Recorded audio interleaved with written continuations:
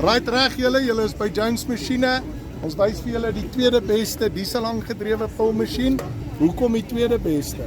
Want ons weet nie wie is beter nie. So maklik soos dit.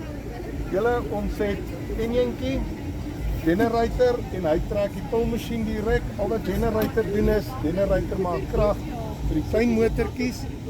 Ons sit 'n 40 kVA generator op wat 63 ampere is en dit is genoeg om 'n huis te trek. So,